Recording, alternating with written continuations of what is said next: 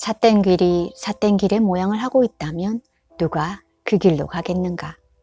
삿된 길은 삿된 길의 모양을 하고 있지 않다. 오히려 우리 눈에는 그것이 마땅히 걸어가야 할 바른 길로만 보일 뿐이다. 그래서 모두가 서둘러 그 삿된 길로 들어서는 것이다. 삿된 길이란 한마디로 말하면 지금을 떠나는 것이다. 매 순간 있는 그대로의 자신을 믿지 못하고 남이 되려고 하는 것이다.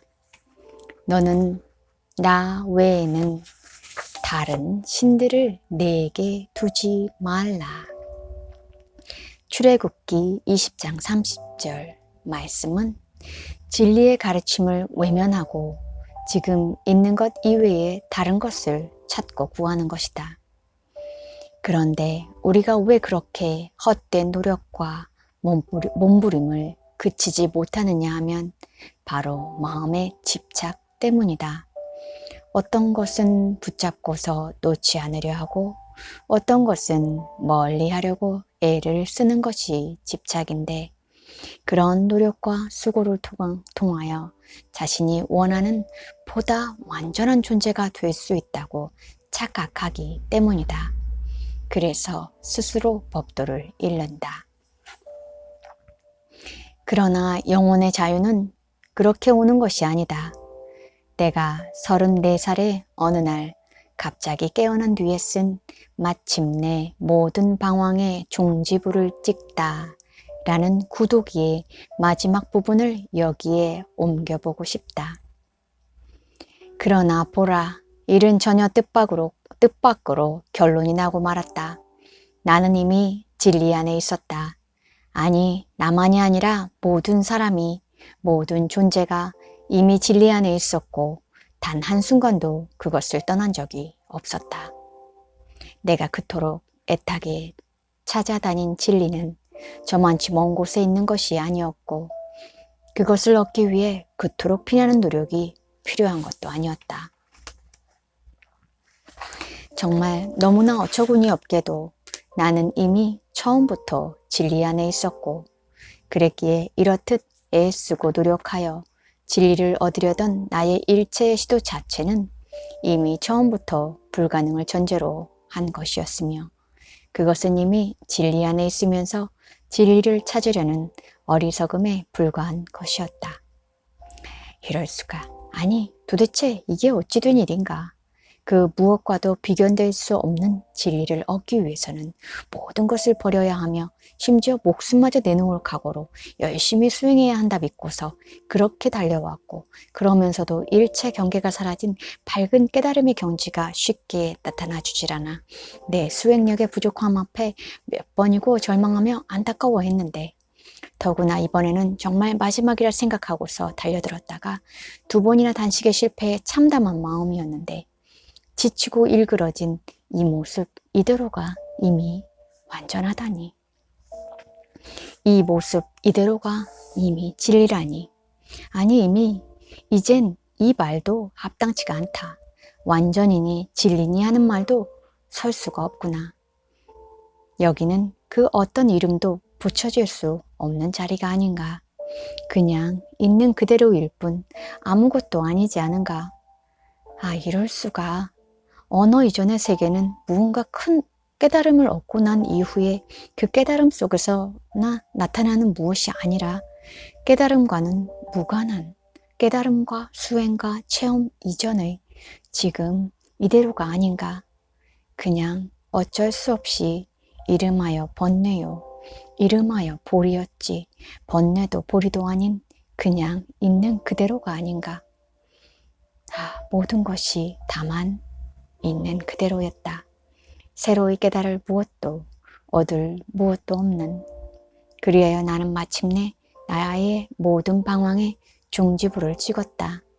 아니, 그러고 보니 이젠 이 말도 성립되지 않는구나. 나는 지금까지 단 한 번도, 단 한순간도 방황한 적이 없지 않은가.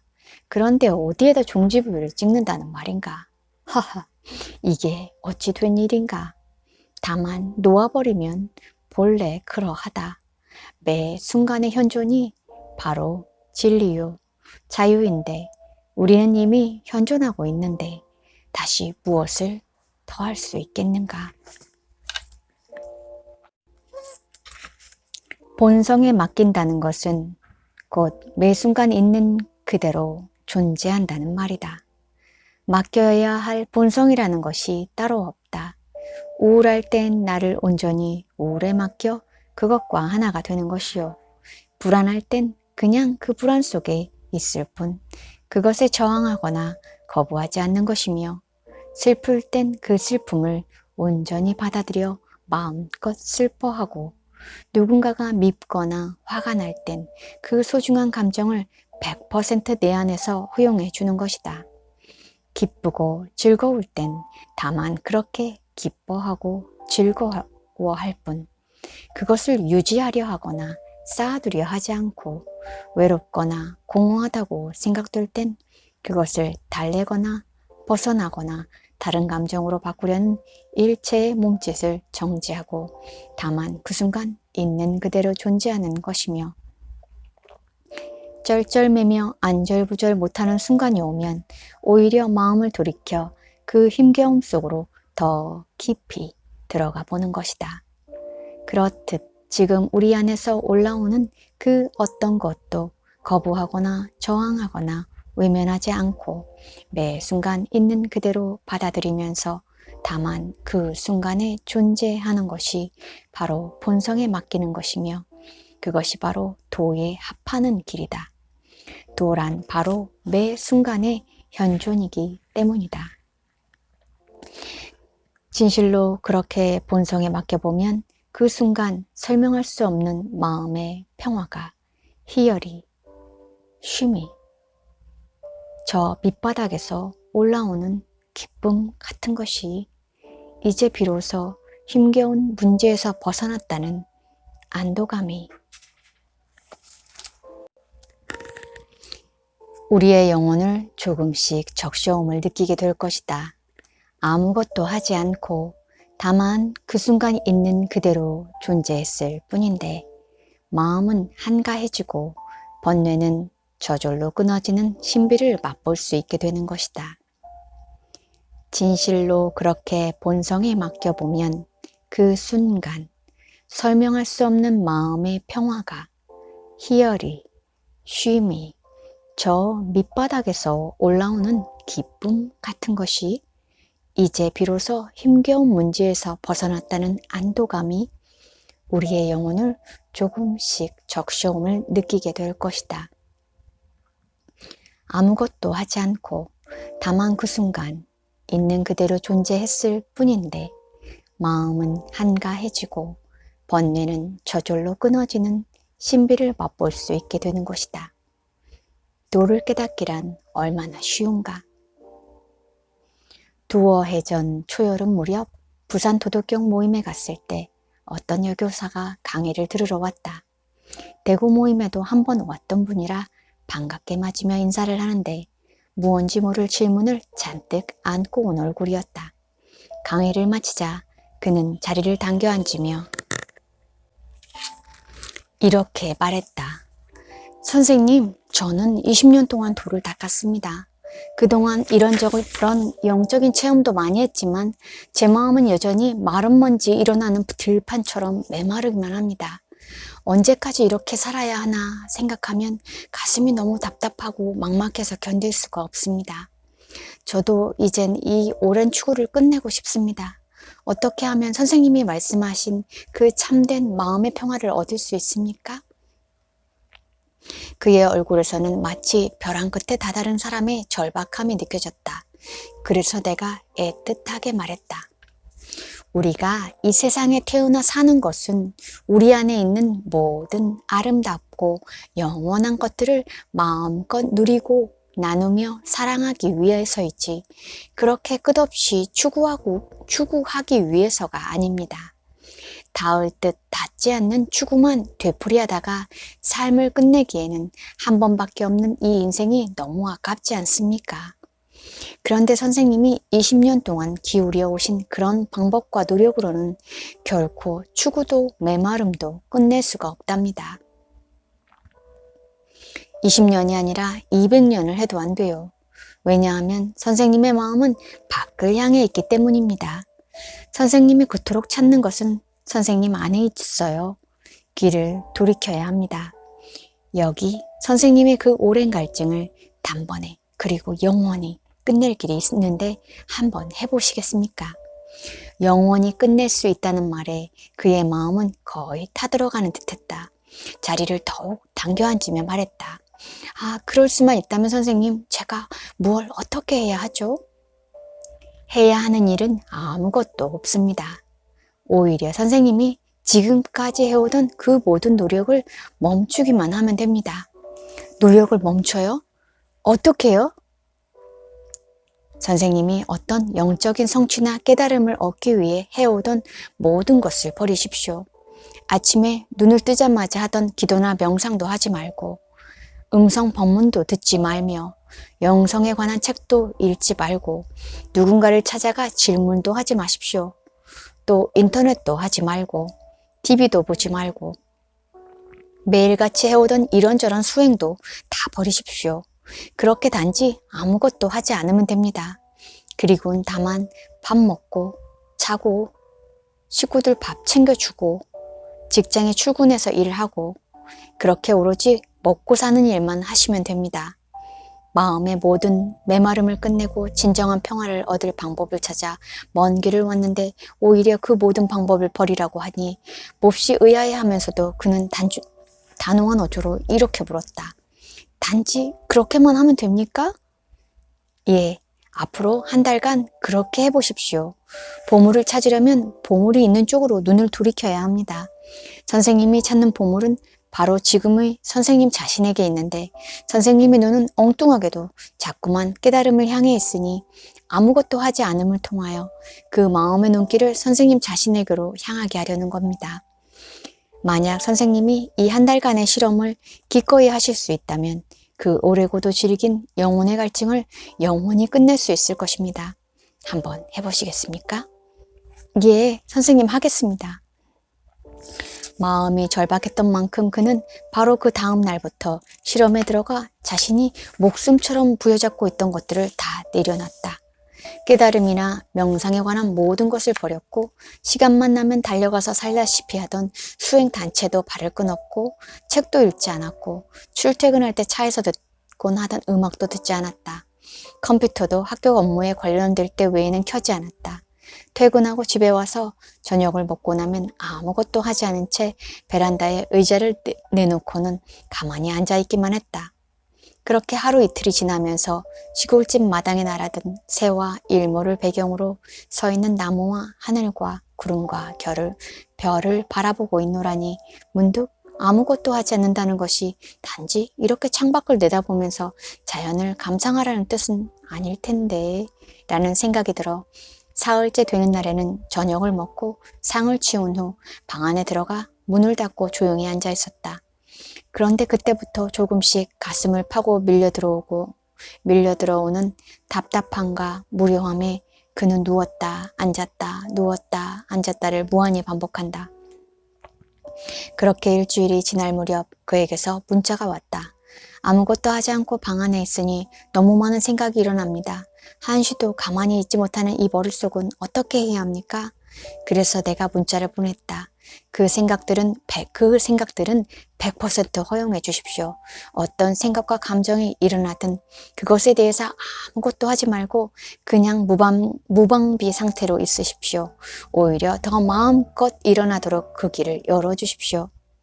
그렇게 2주가 지나고 3주가 지나면서 그는 어떤 날은 마음이 너무 힘들어 퇴근하고 집에 와서는 저녁도 먹지 않고 그대로 쓰러져 잠이 들기도 했고 또 어떤 때는 까닭 모를 분노와 우울에 사로잡힌 채 어쩔 줄 몰라 방 안을 한없이 왔다 갔다 하기도 하는데 그런 일을 겪으면서 조금씩 자기 자신에 대해 깨어나기 시작했다. 언제나 밖을 향하던 마음의 눈이 비로소 안을 향하기 시작했던 것이다. 3주째 마지막 날이 되던 토요일, 그날은 학교도 가지 않는 날이라 밥 먹는 일 외에는 종일 아무것도 하지 않은 채 거실에만 앉아있다가 무심코 창밖을 내다보니 장마철이라 비가 자주 와서인지 마당에 풀이 많이 자란 엉망이 된 것이 눈에 들어왔다. 산책도 하지 말고 마당에 풀 뽑는 일도 되도록 하지 말라는 나의 당부에 따라 그는 마당이 풀반, 잔디반이 되어가도 그냥 두었는데 그날은 마당 옆쪽에 가꾸어 놓은 텃밭에도 풀이 자라 금방이라도 뱀이 나올 것만 같았다. 큰 풀이라도 뽑아야겠다는 생각에 맨손으로 마당에 나가 풀을 뽑기 시작했다. 그랬던 것이 자신도 모르게 5시간을 계속하고 말았다. 비는 오락가락하고 나름 무척 무더웠지만 자신 안에서 끊임없이 올라오는 온갖 상념들을 만나고 또 만나느라 그런 것은 아랑곳하지 않았던 것이다. 5시간쯤 되었을 무렵 큰 비가 다시 내리기 시작했지만 그 비를 하염없이 맞으며 그는 급기야 텃밭에 주저앉아 엉엉 소리내어 통곡하고 만다. 그날 저녁 이런 문자가 내게 왔다. 완벽하게 가면을 뒤집어 쓰고 쿨한 척, 센 척, 돈 있는 척, 너그러운 척, 대범한 척, 도 닦는 척, 착한 척, 무심한 척, 채식하는 척, 척. 기가 막힙니다. 뭔가 잘못하고 있는 것 같습니다. 저는 물론이고 주변 사람들까지 다 싫어집니다. 교장은 물론이고 14살 아이들에게까지 잘 보이고 싶고 칭찬받고 싶어 하는 저 자신이 너무 지긋지긋합니다. 일찍 죽었어야 한다는 생각이 자꾸 들어요. 내가 문자를 보냈다. 비로소 자신의 실상을 보기 시작한 것이죠. 수많은 가면을 쓰고 있는 자신을 또다시 거부하지 말고 부인하지 말고 있는 그대로 인정하고 시인하고 받아들이십시오. 일찍 죽어야 할 것이 아니라 두 눈 똑바로 뜨고 자신의 그 모든 허구를 낱낱이 봐야 합니다. 또한 그것들을 낱낱이 보고 인정하고 시인하는 고통도 낱낱이 겪고 당해야 합니다. 실험 잘하고 계십니다. 고맙습니다. 지금의 그 고통을 있는 그대로 받아들이고 당하십시오. 그 문자를 받고서는 그는 밤늦게까지 울고 또 운다. 그리고 그날 이후부터는 마치 고장난 수도꼭지처럼 시도 때도 없이 눈물이 왈칵왈칵 쏟아져 나왔다고 한다. 그렇게 시간은 흘러 실험 마지막 날이 된 금요일, 그동안 하지 않았던 청소며 설거지하느라 그는 밤 12시가 넘도록 다음날 몸살이 나도록 온 집안을 쓸고 닦고 씻고 한다. 약속한 한 달이 지나고 부산 도덕경 모임이 있기 2시간 전에 그와 나는 다시 만났다. 그런데 인사를 하고 자리에 앉자마자 그는 두 손으로 얼굴을 감싼 채 대성통곡을 하기 시작했다. 얼마나 많은 것들을 자신 안에서 또 보고 또 보았을까. 나는 그저 아무 말 없이 그의 오랜 울음이 그치기만을 기다렸다. 그의 삶은 조금씩 변화해 갔다. 밖에 아니라 곧 자기 자신에 대해 깨어있는 힘이 점점 더 밝아지고 섬세해지면서 상처투성이인 자신을 매 순간 있는 그대로 만나고 인정하고 시인해가는 고통은 더 커지고 강렬해졌는지 모르지만 그런 만큼 자신을 더 깊이 이해하게 되고 자신의 상처를 더 따뜻이 안아주게 되었으며 늘 원망과 저주를 퍼부으며 차갑게 내치기만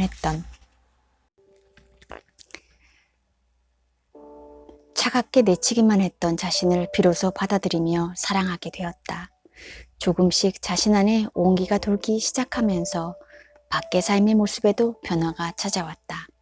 힘들었던 남편과의 관계가 편안해지고 초등학교 5학년 무렵부터 엄마에 대해 입도 마음도 모두 닫은 채 외롭게 살아온 딸과도 따뜻한 마음으로 깊이 만나게 되었으며 늘 버겁게만 다가오던 학교 아이들과도 가슴으로 소통하게 되면서 비로소 삶이 행복해지기 시작했다.